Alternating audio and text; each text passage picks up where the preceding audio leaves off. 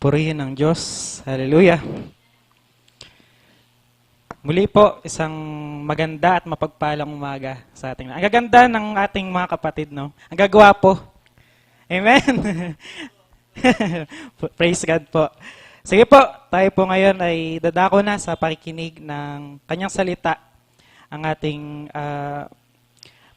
mapapakinggan, mga kapatid, sa umagang ito. Sa mensahe ng Panginoong Diyos ngayong umaga, ihatid po sa atin ang kahalagahan ng pagkakaroon ng pag-asa sa ating Panginoong Jesus. Pero bago po yan, samahan niyo po ako manalangin sa ating pong pag-uumpisa. Hallelujah, Jesus. Hallelujah, Lord. Pinupuri ka namin. Pinapasalamatan, O Diyos. Kinikilala bilang aming pag-asa, O Lord. Hallelujah, sa aming mga buhay. Lord, naririto kami, O Diyos, lumalapit. Nagpapakumbaba, O Diyos, sa iyong harapan, Lord God. Lord, bless us, Lord God, as we hear, Lord God, your words, Lord God.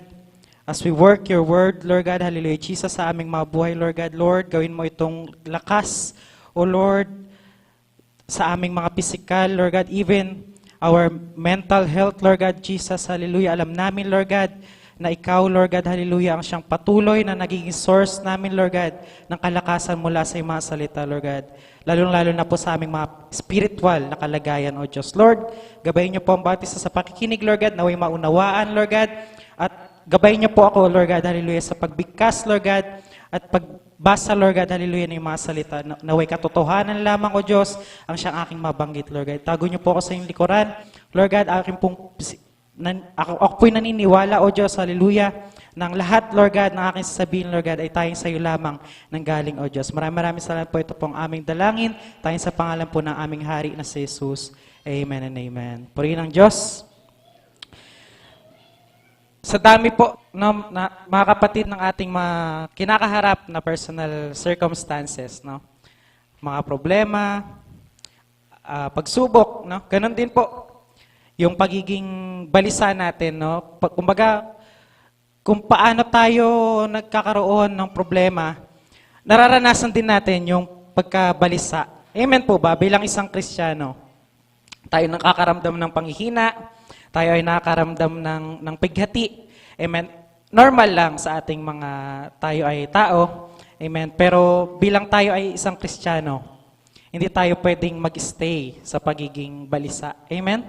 Hindi tayo pwedeng mag-stay sa pagiging mahina. Okay lang na magkaroon ng lows, pero dapat merong highs. Lalong-lalo na po ang ating highs sa ating buhay. Amen. Kung ikaw ay nagigipit, no? Di mo alam kung saan kakakapit. Ano ba yung kasabihan ng secular? Pag nagigipit, saan daw kumakapit? Sa patalim. No? Ang sakit na, no? Kakapit ka sa patalim. Siyempre hindi, no? Purihin ng Diyos. Pa ikaw ay nalulungkot, di mo rin alam kung saan ka pupunta. No? Parang di mo alam kung kanino ka lalapit, no? Kung sa kaibigan mo or sa pamilya mo. No? Dito mga kapatid, may mga pagkakataon ng ating mga karanasan sa buhay ay kinakailangan talaga ng lunas. No? Kasi ang hirap pag walang lunas, ang sakit. No? Sa Biblia, mga kapatid, mayroon ding tao na halos mawalan ng pag-asa.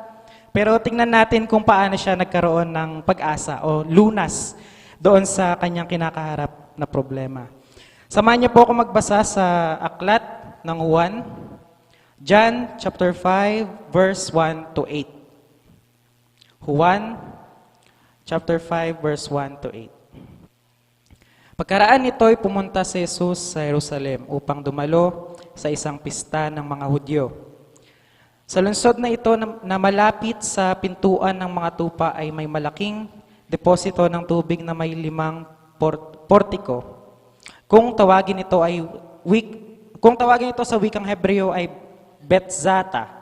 Nasa paligid nito ang maraming may sakit, mga bulag, mga pilay, at mga paralitiko. May isang lalaki doon na 38 taon nang may sakit. Nakita siya ni Jesus at alam niyang matagal nang may sakit ang lalaki, kaya tinanong niya ito, gusto mo bang gumaling? Sumagot ang may sakit, Ginoo, wala pong maglusong sa akin kapag gumalaw na ang tubig. Papunta pa lamang ako, may nauuna na sa akin. Sinabi sa kanya ni Jesus, tumayo ka, buhatin mo ang iyong higaan at lumakad ka. Purihin ang Diyos sa pagkabasa ng kanyang mga salita. Amen. Sige po, palakpakan natin si Lord. Hallelujah. Jesus meets the helpless. Yung mga unable, kung tawagin natin sa panahon ngayon, yung mga PWD. Amen. Nung panahong ito, mga kapatid, na pumunta siya sa Jerusalem para bumisita sa pista ng mga Hudyo. Ang na-meet niya, mayroon siyang naka-meet, which is the helpless people. Pagkaraan nito ay pumunta si Jesus, sabi doon sa Jerusalem upang dumalo sa isang pista ng mga Hudyo, sa lungsod na ito na malapit sa pintuan ng mga tupa. Amen? Ang mga tao po na ito ay pumupunta sila sa Bethsata o malaking deposito ng tubig na may 5 portko. Okay, nabubulol kasi ako sa mga terminologies. Praise God. Alam niyo po ba yung Bethsata, mga kapatid? Nabasa niyo na po ba sa Bible o narinig niyo na? No? Yung Bethsata po, mga kapatid, meron sila, yung mga Hudyo po, meron silang, masasabi kong tradisyon, kasi nasa pista siya. So meron silang tradisyon na merong malaking banga ng tubig at doon pupunta yung mga disabled people o yung may mga sakit na kailangan ng lunas. Amen? Tapos, ang tradisyon na yon nagsasabi sa kanila na meron daw pong bababang anghel na mula sa langit para magpagalaw ng tubig na nandun sa banga. Amen? At pag napagalaw yung tubig ng isang anghel, kung sino ang mauunang lumusong dun sa tubig na yon, siya ay gagaling. So, paunahan, no, mga kapatid? Grabe yung tradisyon na yon.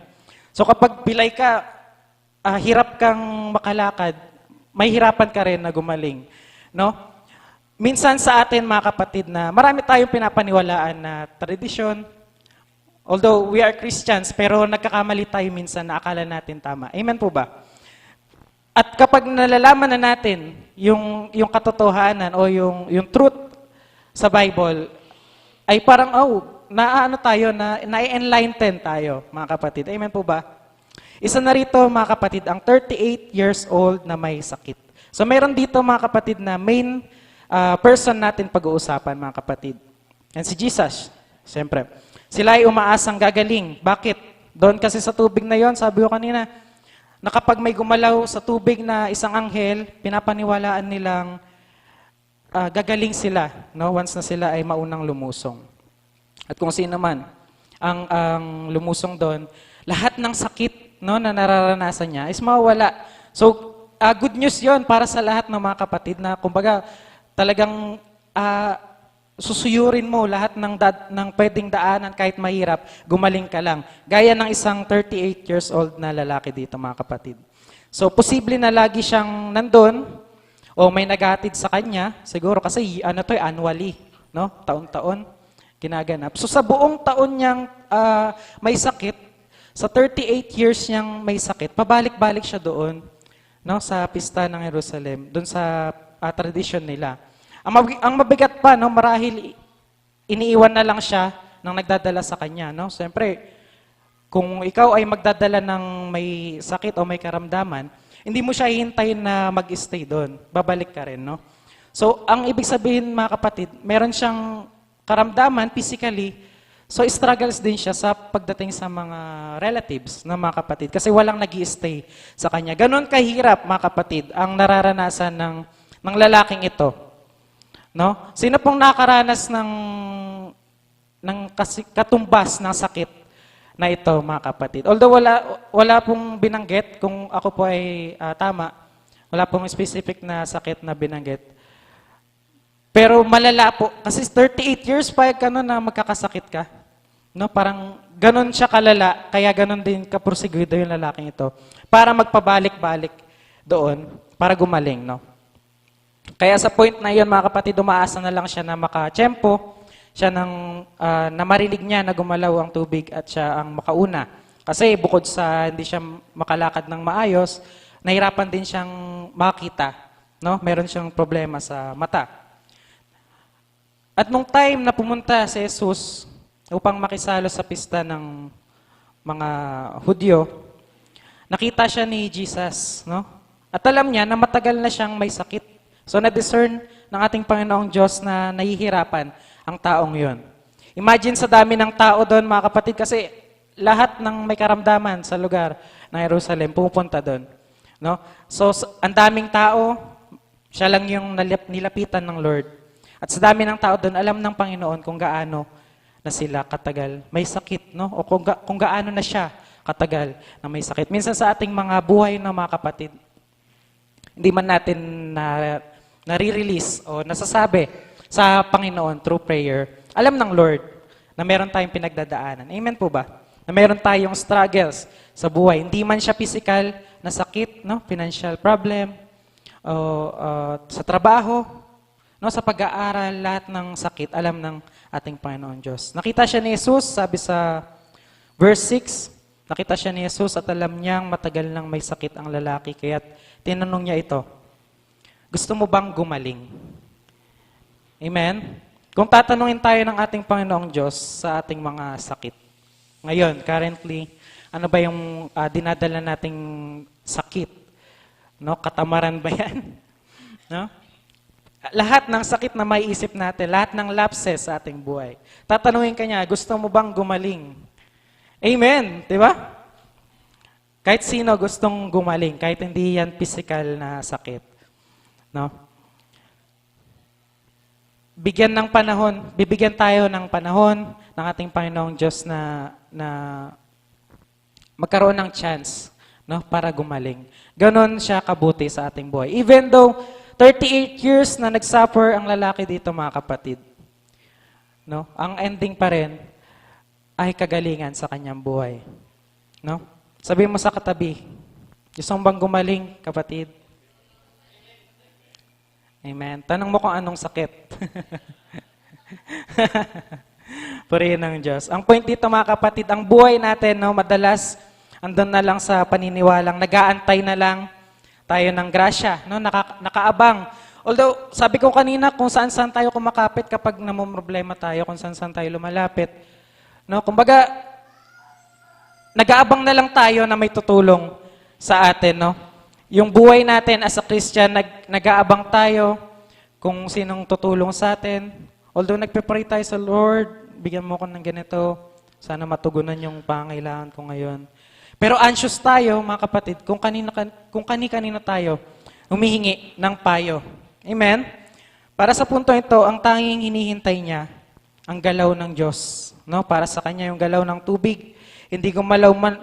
Yung tubig, mga kapatid, wala siyang idea kung gagalaw, kung may darating na anghel, kasi nga nahihirapan siya sa kanyang sight, no? Eyesight.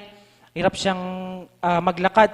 Sabi pa dito, gumalaw man yung tubig, hindi rin siya makaabante agad o makakalusong dun sa tubig. So, mababa ang chance niya na gumaling. Ibig sabihin, kasi unable talaga siya. No? Meron siyang problema dito, mga kapatid. Kawalan ng inaasahan o pag-asa. Amen? Although nagtsatsaga siya na umakyat, pabalik-balik sa bundok, sa Jerusalem, inaasahan niya na walang maglulusong sa akin. Sabi doon. Sumagot ang may sakit. Di ba, tinanong ni Jesus, gusto mo bang gumaling? Sabi niya, Ginoo, wala pong maglulusong sa akin. Kapag gumalaw na ang tubig, pupunta pa lamang ako, may nauuna na sa akin. Ganon yung hopelessly. Tama ba ako, mga kapatid? Pagiging hopelessness. Yung hopelessness ng lalaking ito, mga kapatid, sa kanya. Although nandun siya, pero napanghihinaan siya ng loob kasi nga mas maraming may mas malakas sa kanya. Amen, na mas mauuna doon sa tubig. Dahil hindi nila alam kung kailan gagalawin ang anghel ng tubig at kung siya mismo unang makarinig ng paggalaw, problema na walang mag-aakay sa kanya. Sabi niya kay Jesus, na wala naman po kasing mag-aakay sa akin, kailangan ko ng taga-akay para makalubog doon sa tubig. Now, pangalawang problema, mga kapatid, di niya alam kung ang paggalaw ba na yun ay anghel o may gawa dahil wala siyang makita, no? Wala siyang idea. Paano kung hindi pala anghel yung gumalaw sa tubig, no? Paano kung hindi pala nakapagpagaling?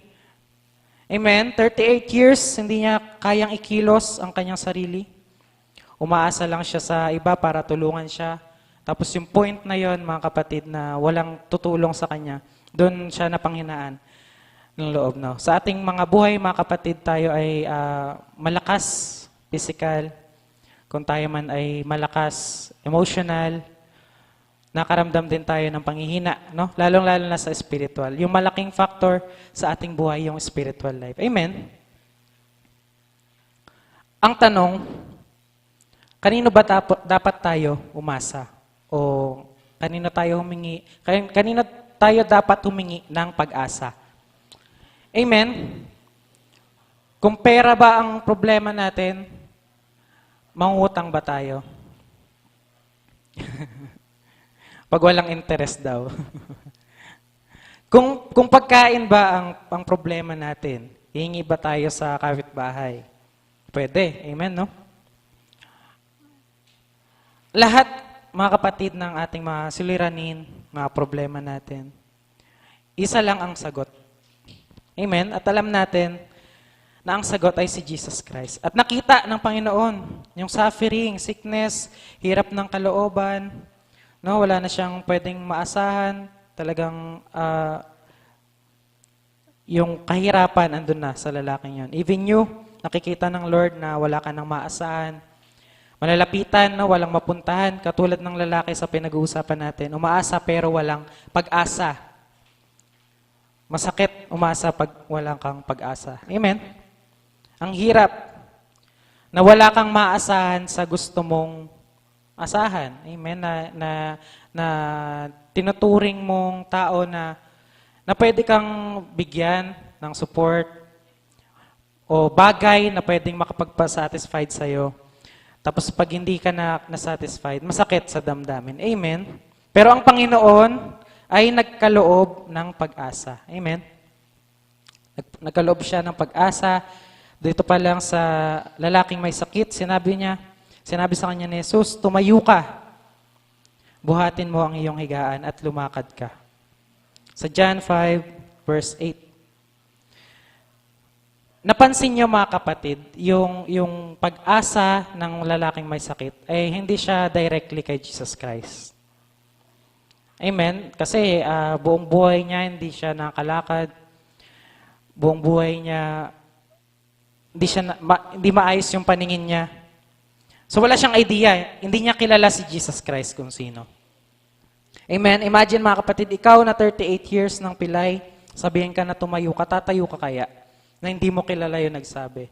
Even kahit doktor, na sabihin ka, tumayo ka. May niwala ka ba na nagagaling ka? Amen? Alam niyo po yung ginawa ng lalaking may sakit. No, tingnan po natin sa John 5, verse 9. Noon day gumaling ang lalaki, binuhat ang kanyang higaan at lumakad. Nooy araw ng pamamahinga. So, Sabbath day po nangyari ito. Amen? Nung sinabi ni Jesus Christ, tumayo ka, buhatin mo ang iyong higaan, at lumakad ka. Anong pong nangyari, mga kapatid? Instant na nakatayo yung lalaking may sakit. Amen? Palakpakan po natin ang ating Panginoong Diyos. Hallelujah!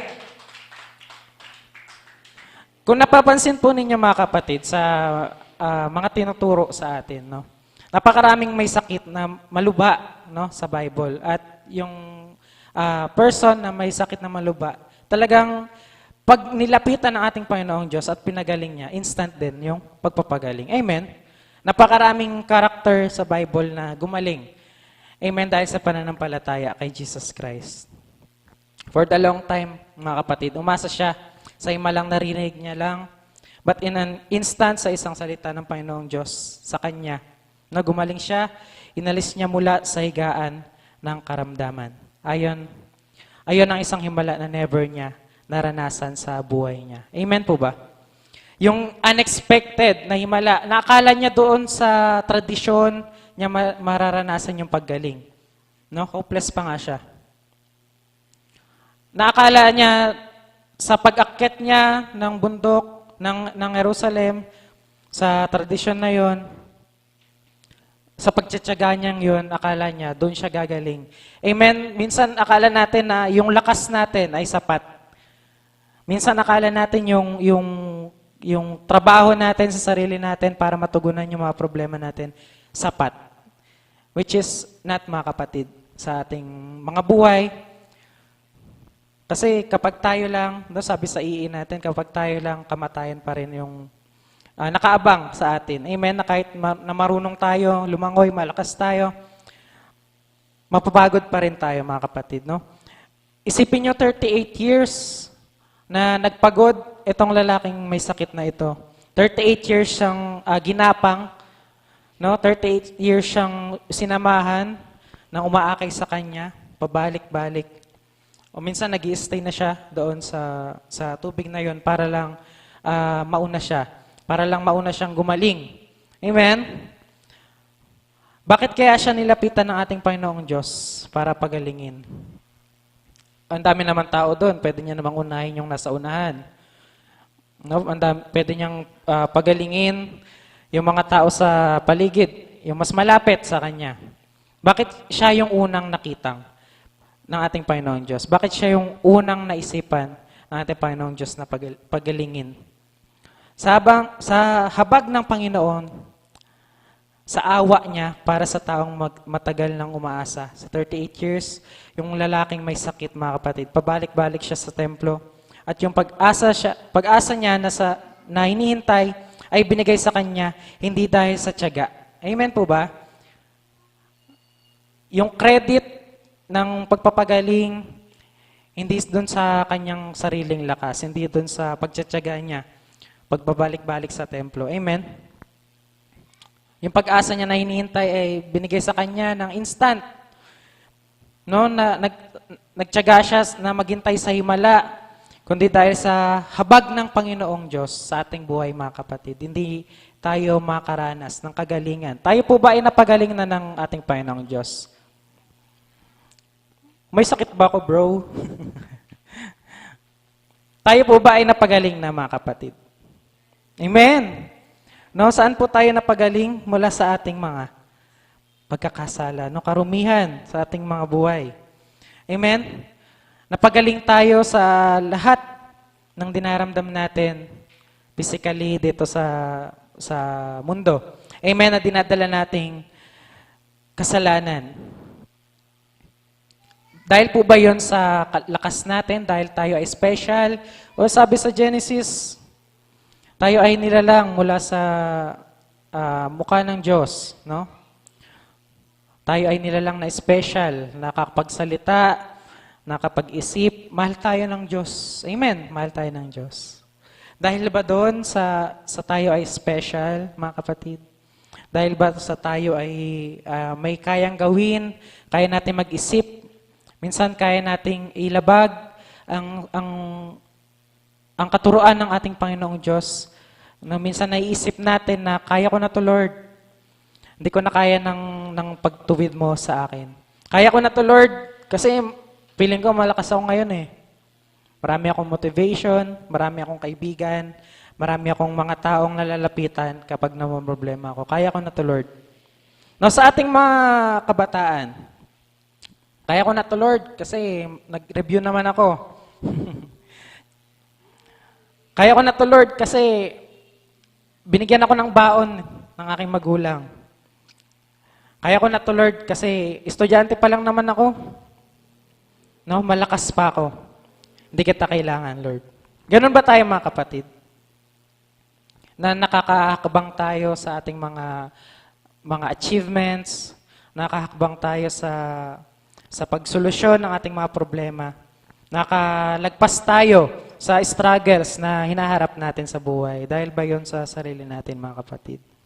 Na kahit anong galing natin, kahit anong tiyaga, kahit anong lakas natin sa ating mga buhay, ni minsan ba inisip ba natin ang Panginoon sa ating buhay?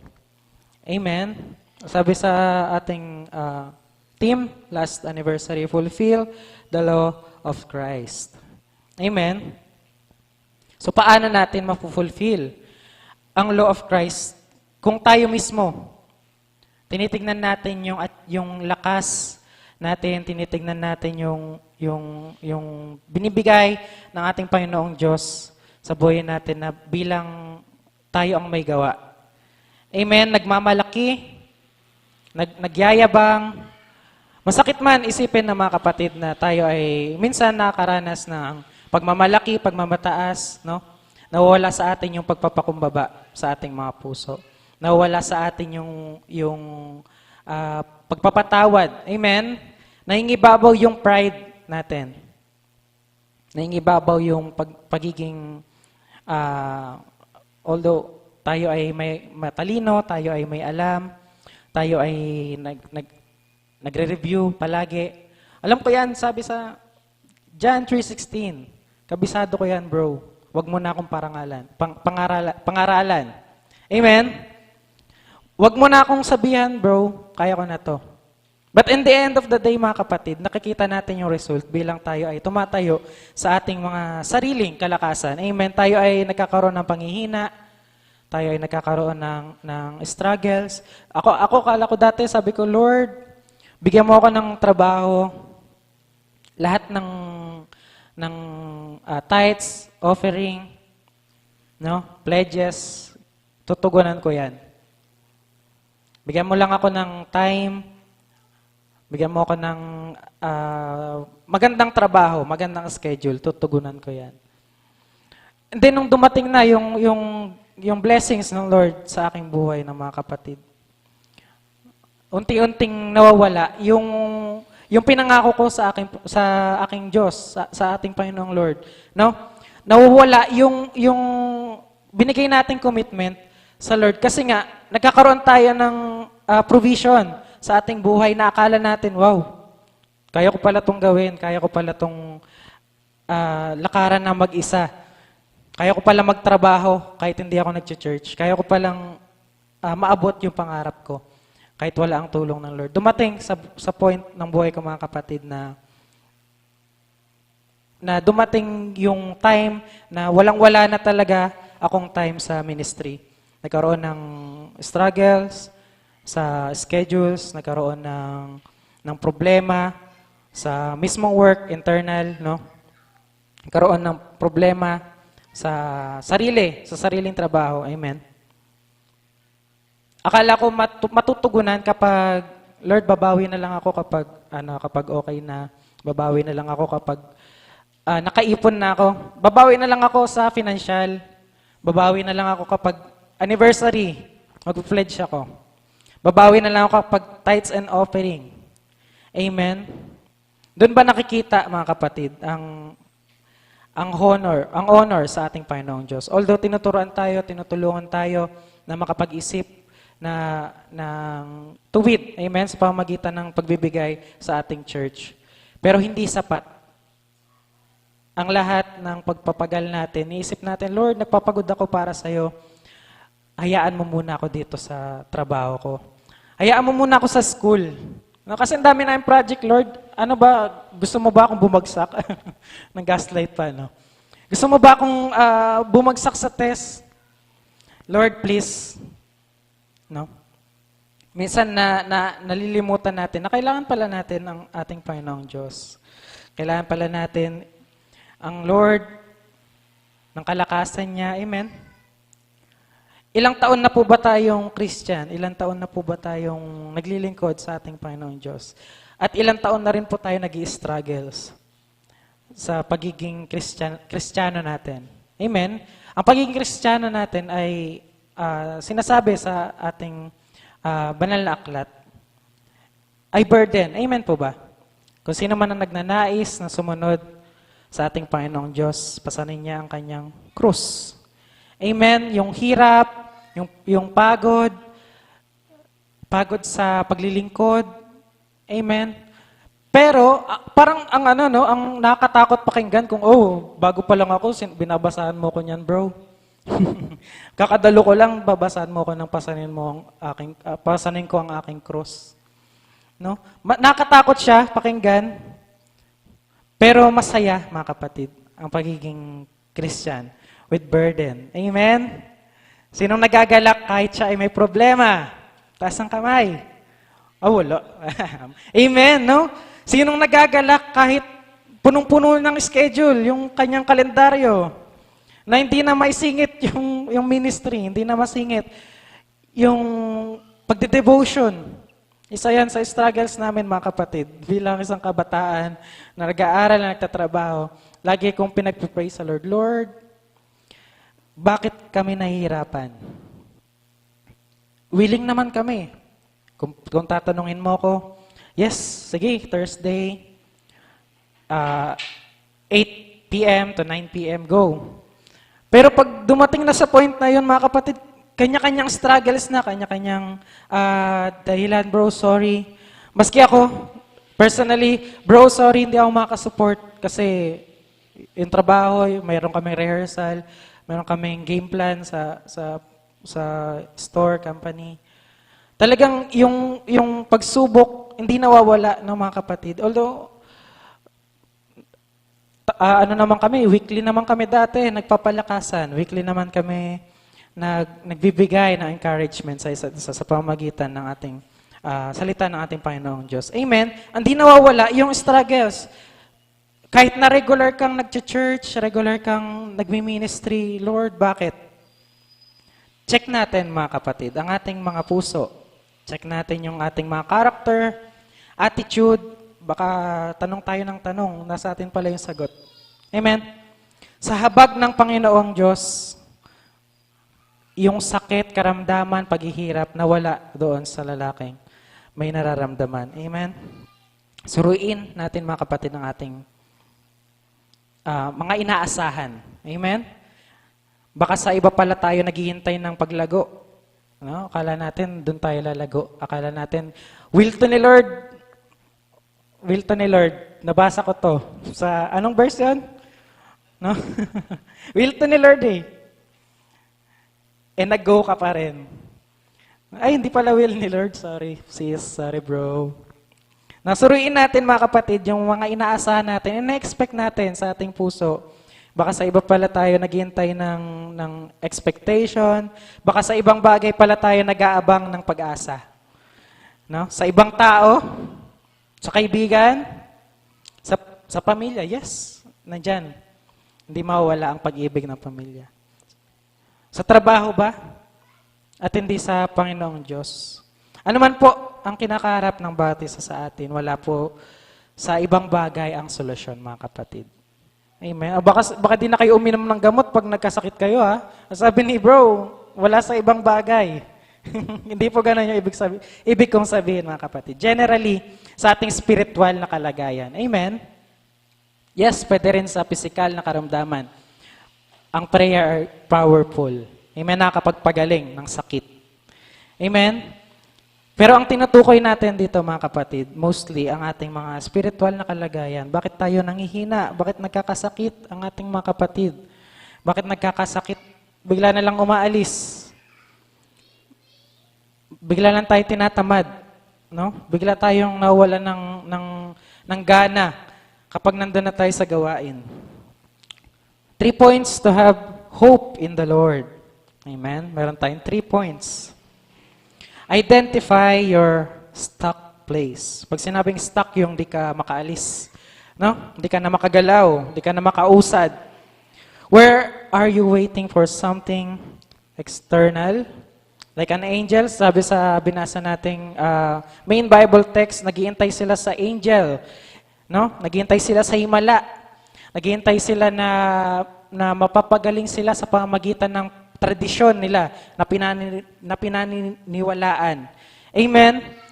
Naghihintay sila na nagagaling sila dahil sila ay nagtsatsaga paulit-ulit, pabalik-balik sa templo. Amen? Saan ka ba na-stuck, mga kapatid? Ikaw ba ay na-stuck sa comfort zone mo?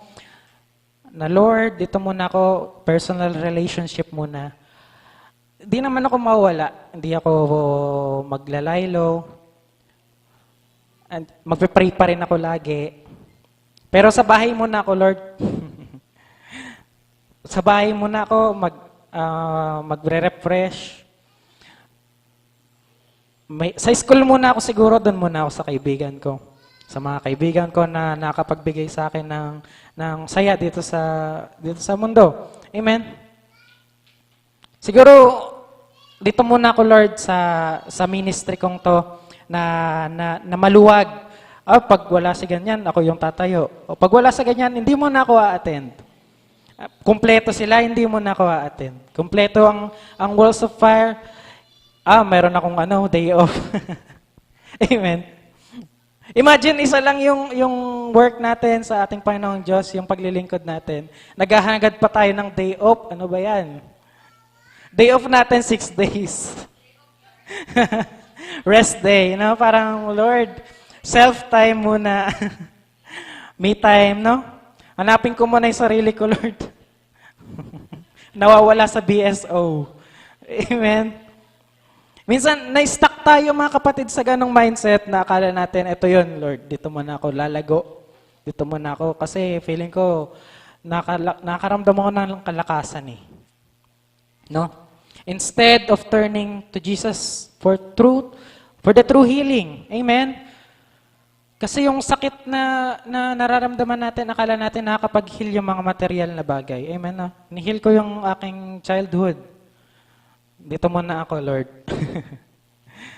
Pero ang totoong healing, mga kapatid, na-prove ko na sa aking sarili, na ang totoong healing ay nasa ating Panginoong Diyos. Amen? Kay Jesus. Kasi once na tinanggap mo yung kagalingan na yun, mga kapatid, lahat ng provisions, lahat ng inaasahan mo sa yung katawang lupa, physical needs, mga kailangan mo dito sa mundo, talagang andun yung provision ng ating Panginoong Diyos. Amen? Nakala natin na ang boring naman, Lord. Lagi na lang ba ako sa ministry? Pag ibang bansain mo naman ako. No? Gusto kong mag-Disneyland. Walang masama, mga kapatid, sa ganong mga bagay. Pero wag natin kalimutan ng ating Panginoong Diyos. Wag natin siyang isang tabi once na nabigay na sa atin yung provisions na iniling natin. Embrace God's grace, mga kapatid. Pangalawang point, recognize your inability to save yourself and accept Jesus. Power to bring hope and change. Embrace God's grace. Ano po ba ang biyaya ng ating Panginoong Diyos? Ito ba ay may bayad? Ito ba, may quiz tayo sa mga even sa mga nasyara, no? Mayroon po ba itong bayad? Tinatapatan ba ito ng pagtatrabaho sa ating Panginoong Diyos?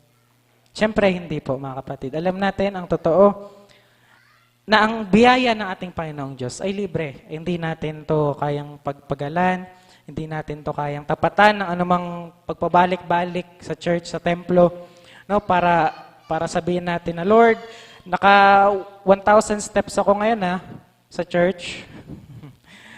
Nakapaglinis ako ng 3 electric fan. yung blessings ko, Lord, wag mo kalimutan. Ganun ba yun, mga kapatid? Ang biyaya ng ating Panginoong Diyos, mga kapatid, sa habag ng ating Panginoong Diyos. Embrace God's grace. Panghawakan natin. Yung biyaya, yung libreng regalo ng ating Panginoong Diyos na hindi kayang tapatan ng ating sariling lakas. Amen po ba? Palapakan natin ang ating Panginoong Diyos. Hallelujah. Pangatlo, mga kapatid, take up your mat. Kasi sabi dun sa main Bible text natin, tumayo ka at kunin mo ang iyong hinihigaan o yung sinasapinan. Literally, sinabi yan ng ating Panginoong Jesus sa lalaking may sakit.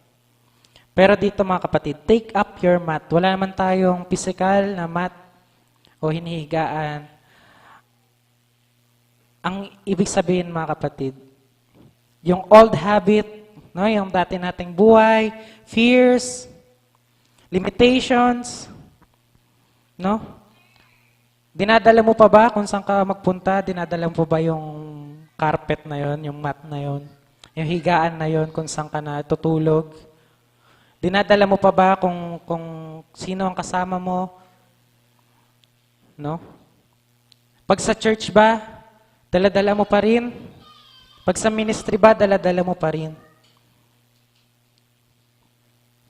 What old habits, fears, or limitations your mat are you carrying? Jesus calls you to leave them behind, no? And walk in freedom. Gusto ng Lord na i-take natin yung kanyang cross at iwan natin yung mat na dinadala natin, no? Kung ano man yung bigat, i-surrender natin sa ating Panginoong Diyos. Kala natin kasi fully napagpala na ng ating Panginoong Diyos. Lord, ito na yon. 100% ganap na ang buhay ko at kasiyasiya. Pero may dinadala pala tayong mga kanya-kanyang bigat. Amen, nakaranas tayo ng ganong kabigatan. Kailangan pala natin na leave them behind and walk in freedom. Gusto ng Lord na nasa payapa tayo. Amen. Napayapa tayong lumalakad sa kanyang katuwiran. Amen. Righteousness. Kung ang taong ito na may sakit for 38 years suffering and waiting for miracle sa kanyang buhay na magpapagaling sa kanya, marahil ikaw, wala pa naman sigurong 38 years ang problema mo mga kapatid, no? Ilang taon na kayo? Siguro nasa range ng 15 years old to 30 years old. Wow! Bumata ang ating mga pastors. No? Nasa 30 years old. Estimate ko po. Si Pastor Jerry, 29. Ilang taon na po ba yung dinadala nating problema sa ating buhay? Nasa 38 years na rin po ba? Na taon-taon nating hinihiling sa Lord, na Lord, sana mawala na to. O hinihiling natin sa mga comfort zone natin na sana pagalingin na ako, na masatisfy na ako. Amen. Ilang taon na po ba tayong Kristiyanong nakaranas ng kasakitan, no? Suffering and waiting for miracle. No? Nag-wait tayo na mahil tayo sa ating mga problema. Ang lalaking ito, hindi niya kilala ang Panginoon. Sabi ko kanina mga kapatid, sabi ng Word of God. Pero nagpakilala ang Panginoon sa kanya para ipakita sa kanya na may pag-asa pa. Amen? Kahit anong sinasabi sa John 3:16, ang sino man, amen, ang manampalataya, sino man ang maniwala sa kanya, no? Ay naligtas. Walang exception. Walang limit ang kaligtasan para sa sanlibutan. Amen? Ang lalaking to, hindi niya kilala.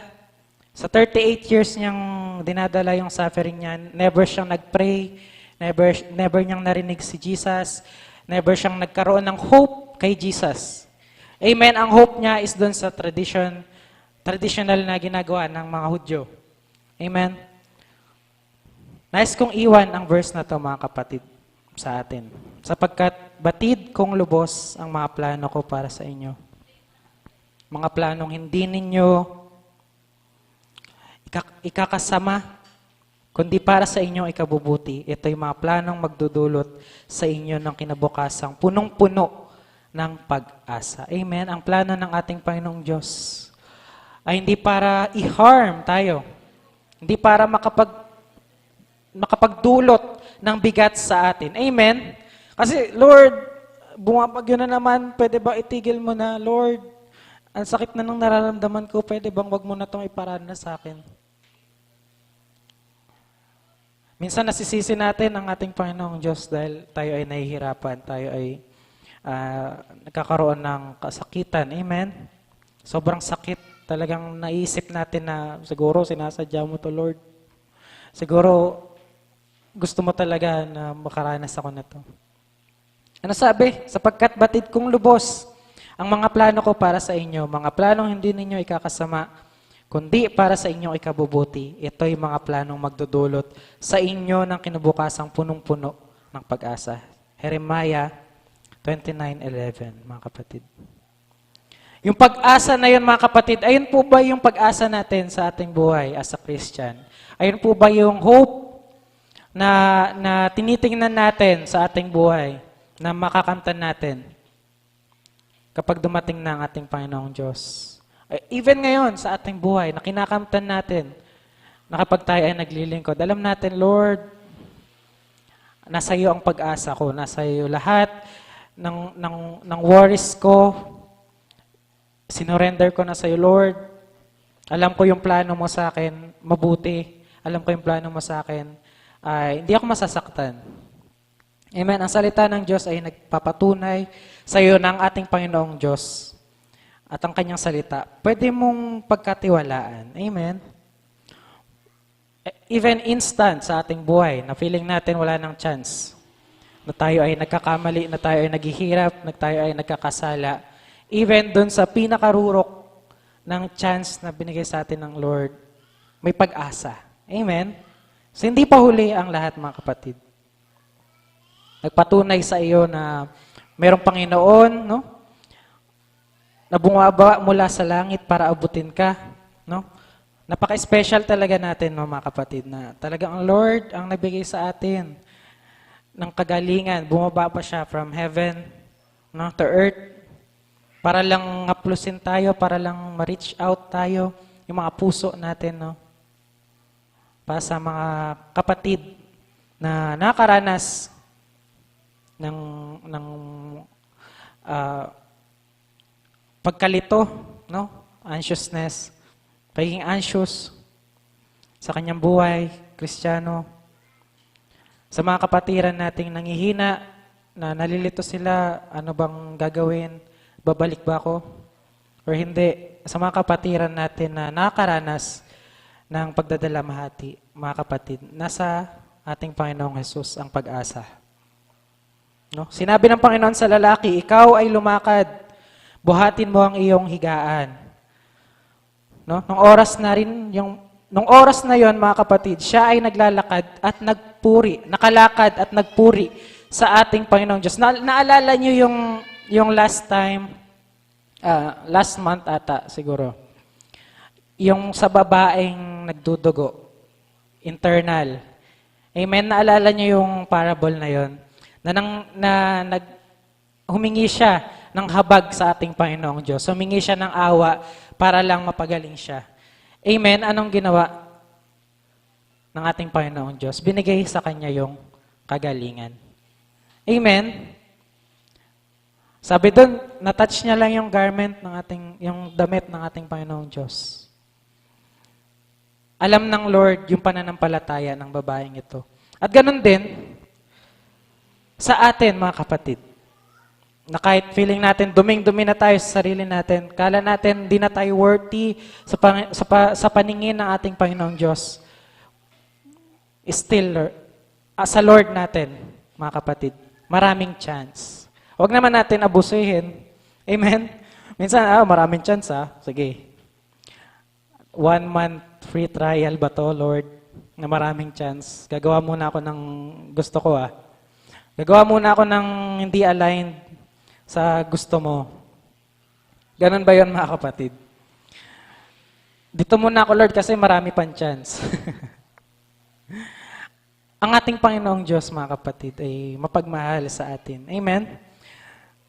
Ayaw niya na nasasaktan tayo. Alam natin yan. Ayaw niya na nahihirapan tayo. Once na tayo ay humingi sa ating Diyos ng kapatawaran, ng kagalingan, mga kapatid. Huwag na tayong tumingin pa sa dati nating mat, no? Dati nating higaan. Matutulog pa ba tayo sa sira-sirang kama kung meron naman tayong malambot na Uratex? Nag-promote. Malambot na higaan, no? Kama. Sa kaharian ng ating Panginoong Diyos. Matutulog pa ba tayo sa sahig? Wala nang mat yun, Sa dati nating hinihigaan, kung sa piling ng Lord, komportable. Amen? Wag na. Bakit ka pa babalik? Ganon din sa buhay natin bilang isang Kristiyano, mga kapatid. Wag tayo ma-confuse. Wag tayong mapanghinaan kung tayo ba ibabalik sa dati nating buhay, kung tayo ba ay manghihina, no? Kung tayo ba ay pwede, valid ba tayo? Na manghina kasi sabi, hindi porket Kristiyano ka, hindi ka kailangan perfect. Valid ba ang reason, mga kapatid, na hindi tayo perfect, pwede akong bumalik sa kung ano mang buhay ko dati? Wag na. Andiyan na yung pag-asa natin. Hihingi pa ba tayo ng pag-asa sa iba? No? Posible ang mga taong wala ng panahon sa'yo. Iiwan ka, amen? Iiwan ka ng mga kaibigan na gusto mo, na in-expect mo natutuwa, wala si ganito. Kala ko, may narinig akong kasabihan, kasama lang sila sa kasiyahan, pero wala sa kalungkutan. No? Ang drama. Kasama ko lang kayo sa kasiyahan, pero pag ako naghihirap, wala kayo. Huwag ka na dun sumama. Sa Lord na lang. Amen? Sa mga kabataan natin, no, may mga kaibigan tayo, yes. Ang kaibigan natin, kailangan nating pahalagahan, mahalin, no? Kailangan natin ipakita na mahal natin sila. Pero tandaan niyo mga kapatid, ang tunay na pagmamahal at care ay nasa ating Panginoong Diyos. Ang kagalingan. Amen? Isama natin yung kaibigan natin. Isama natin yung mga friend natin na iniwan tayo. Alam mo ba, wala pala sa atin yung tunay na care. Wala pala sa atin yung tunay na kagalingan. Nasa Lord pala. Amen? Palakpakan natin natin Panginoong Diyos. Hallelujah. Totoo na napakasarap magbasa ng good news. Amen? Biruin nyo, 38 years ang lalaki na nagdaranas ng kasakitan. 38 years ay pabalik-balik na papagod. 38 years siya ay umaasa, no? Kahit wala siyang pag-asa. Umaasa sa wala. Amen? Pero in an instant, in one day, sabihin na natin maximum na yung 1 hour, no? Doon niya nakamit yung totoong kagalingan sa ating Panginoong Diyos. Huwag na tayo mag-atubili, mga kapatid. Huwag na tayo magdalawang isip na bumalik sa ating Panginoong Diyos. Huwag na tayo magdalawang isip na tanggapin ang kagalingan na ito, mga kapatid. Kung ikaw man ay nalilito, ikaw ay na-confuse. Sabi sa ganito, hindi naman daw totoo. Amen? Huwag na tayo ma-confuse, mga kapatid. Huwag na tayo magdalawang isip na tumanggap ng biyaya ng ating Panginoong Diyos. Napakasarap tumanggap ng grace ng Lord. Napakasarap pasanin ang krus. Amen? Napakasarap magdala ng burden. Kasi doon natin napapatunayan na totoong Diyos. Amen? Napapatunayan natin na sa kada burden na kinakaharap natin, merong kagalingan, may solusyon. Amen? At doon sabi sa Biblia, sinusubok tayo ng mga problema natin. Amen?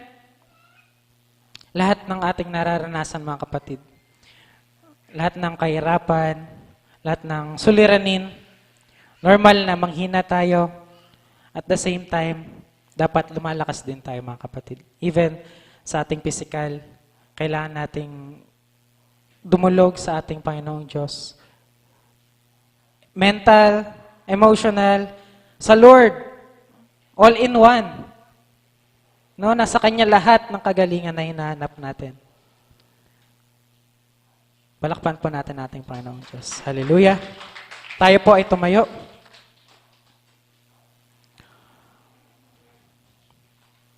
Tandaan niyo mga kapatid na ang buhay ng isang Kristiyano ay hindi nawawalan ng pag-asa. Ang buhay ng pagiging Kristiyano ay hindi nawawalan ng solusyon, ng lunas. Kahit anong sakit pa yan, mga kapatid. Kahit gaano katagal ang sakit na yan na naka-stay sa iyong buhay spiritual. Amen po ba? Ngayong umaga, mga kapatid, tayo dumulog sa ating Panginoong Diyos. Awitan natin siya. Ibigay natin yung pagtitiwala. Amen? Yung pag-asa. I-surrender natin, mga kapatid, yung lumang mat na hinihigaan natin. Yung lumang kalagayan natin sa ating mga buhay. Awitan po natin ang ating Panginoong Diyos. Hallelujah, Jesus. Hallelujah, Lord. Sa aking kahinaan, Purihin ka, O Diyos. sa bawat luhod at panalangin. Di mo ako iniwan. Jesus, ika'y nariyan sa bawat patak ng luha,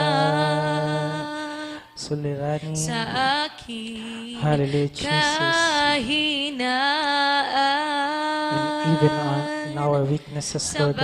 bawat Purihin luhod ka, O Diyos. at panalangin, di mo ako iniwan. Jesus, ika'y nariyan. Itataas ang aking mga kamay sa Diyos na mahabagin, sa aking natunay. O ang alay ko ay pusong basag na nagpapakumbaba sa iyong presensya.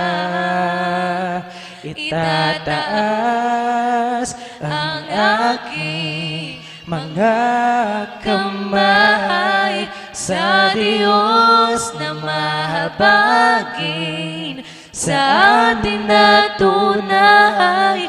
O ang alay ko ay pusong basag na nagpapakumbaba sa iyong presensya.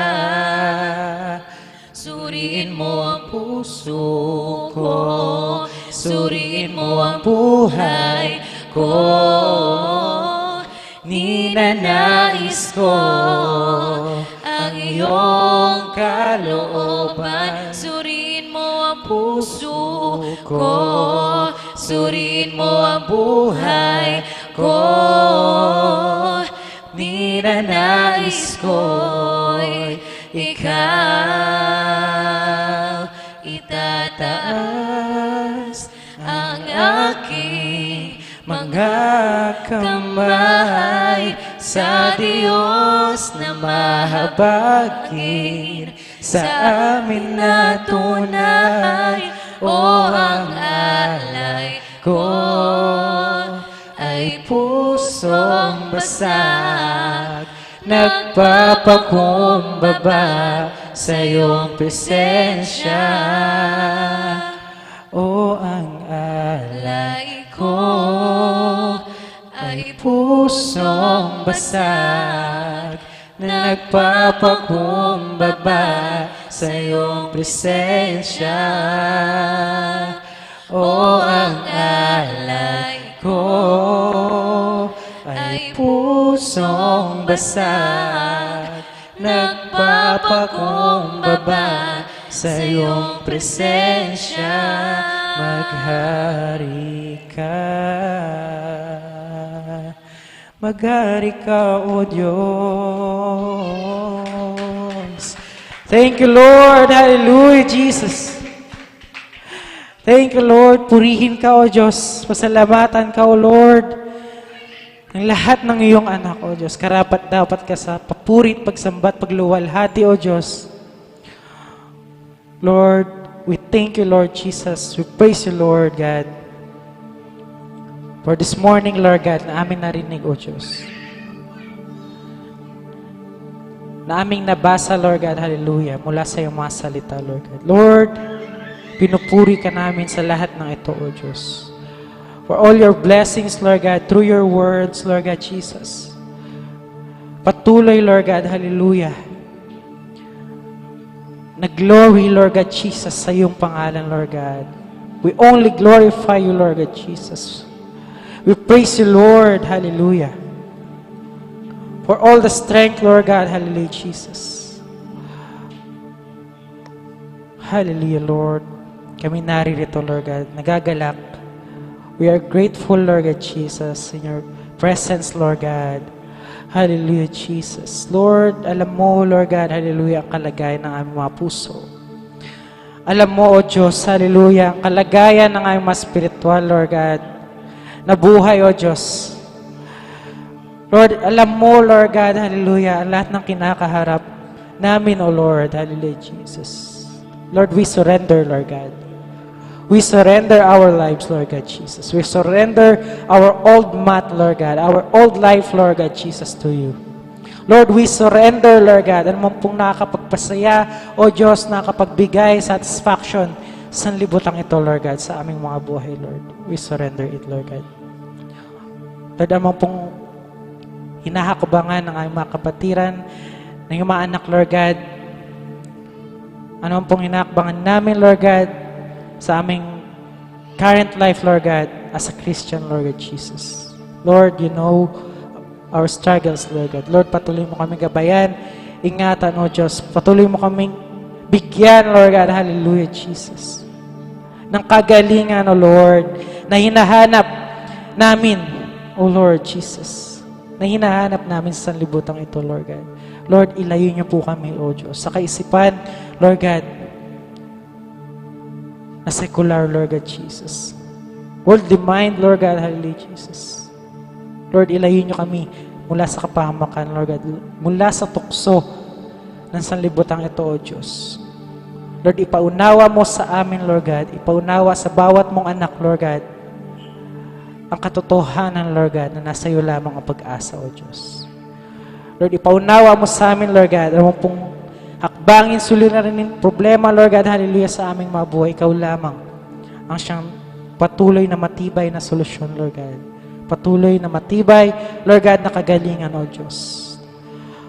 Lord, bless us, Lord God. I-bless mo mga taong naniniwala sa iyo, Lord God. I-bless mo, Lord God, yung mga anak, Lord God, na patuloy, na ipapatuloy, O Diyos, na nakakaranas, Lord God, ng kahinaan, Lord God. Lord, i-bless mo, Lord God Jesus, sa pamamagitan ng iyong Holy Spirit, Lord God. Lord, makialam ka sa aming mga buhay, Lord God. Your divine intervention, Lord God. We pray, Lord God, in Jesus' name. Makialam ka, Lord God. Pagharian mo, O Diyos, ang aming mga puso, Lord God. Hallelujah. Dahil hindi namin alam, Lord God, ang aming mga ginagawa. Lord, we are here, Lord God Jesus. We surrendering, Lord God, all our struggles, Lord God, all our problems, Lord Jesus. Ano man pong nahihirapan kami, Lord God, sa pagpapatuloy namin sa aming mga ministeryo, Lord God Jesus. Lord, amin pong binibigay. Dahil ito ay iyong laban, Lord God. Hallelujah, Jesus. Lord, you know, Lord God, hallelujah, kung paano kami papagilingin, Lord God. You know, Lord God, kung paano ang solusyon, Lord God, sa lahat ng ito, O Lord. Lord, we pray for it, Lord God. Katagpuin mo kami, Lord God, ang bawat mong anak, O Diyos. Katagpuin mo ng iyong banal na Espiritu, Ama, ang iyong mga anak, Lord God. Hallelujah, Jesus. Iparanas mo sa amin, Lord God, ang patuloy mong biyaya, Lord God. Ang patuloy na kagalakan sa kabila ng mga problema ito, O Diyos. Sa kabila ng kasakitan, Lord God. Hallelujah. We struggle for it for 1 year, Lord God, 2 years, Lord God, 3 years. Dinadala namin ito, O Lord God, Jesus, sa aming mga buhay. Hindi kami nakikitaan ng paglago, O Diyos. Hindi kami nakikitaan, Lord God, ng pag-grow, O Lord. Lord, alisin mo ito sa aming mga buhay, O Diyos. Alisin mo ang bigat, Lord God, na patuloy naming hinahawakan, Lord God. Tulungan mo ang bawat isa, Lord God. Hallelujah, Jesus. We declare, Lord God, hallelujah, in Jesus' name, ang lahat ng ito, Lord God, ay mawawala, Lord God, sa aming mga buhay, O Diyos. At ikaw lamang, Lord God, ang siyang makakapaglinis, Lord God, manghihimasok, Lord God, sa aming mga buhay, O Diyos. Lord, tinatanggap ka namin, O Lord. Tinatanggap namin, Lord God, ang lahat ng kagilingan, Lord God, hindi dahil sa aming mga sarili, Lord God, kundi sa iyong biyaya, sa iyong habag, O Diyos, sa aming mga buhay, Lord God. Lord, maraming salamat sa dugo mo, Lord God, hallelujah, Jesus, na patuloy na nagbigay sa amin, Lord God, ng kalinisan, Lord God. Lord, patuloy kami humihingi, Lord God, hallelujah, ng iyong kapatawaran, O Diyos, Ano man pong amin nagawa, Lord God. Ano man pong selfishness, Lord God. Hallelujah. Ano man pong pagkakasala, Lord God, na nayura kanyong pangalan, O Diyos. Lord, kami po yung humihingi ng kapatawaran. Hallelujah, Jesus. Sabahan mo ang bati sa Lord God. Hallelujah. Na humihingi ng pag-asa at gabay, Lord God. Hallelujah, Jesus. We're expecting, Lord God, hallelujah, sa iyong presensya, O Diyos. We're expecting to your kingdom, O Lord, hallelujah, na bumaba sa aming mga puso, Lord God. Your character, O Lord, na maisabuhay namin, O Diyos. Thank you, Lord God, Jesus, for Holy Spirit, Lord God, for your blessings, Lord God. Kami humihingi, Lord God, ng pasasalamat, hallelujah, Jesus, sa lahat ng provisions, Lord God. Pag-provide mo, O Lord, sa lahat ng pangailangan, Lord God, hallelujah, Jesus, Lord. Lahat ng mga struggles namin na patuloy mong tinutugon, Lord God, hallelujah. Na patuloy mong pinapagaling, Lord God, hallelujah. Maraming salamat, O Diyos. We are thankful for we are blessed, Lord God, hallelujah, Jesus. By your Holy Spirit, by your presence, Lord God, hallelujah, sa aming mga buhay. Maraming salamat, Lord God, Jesus.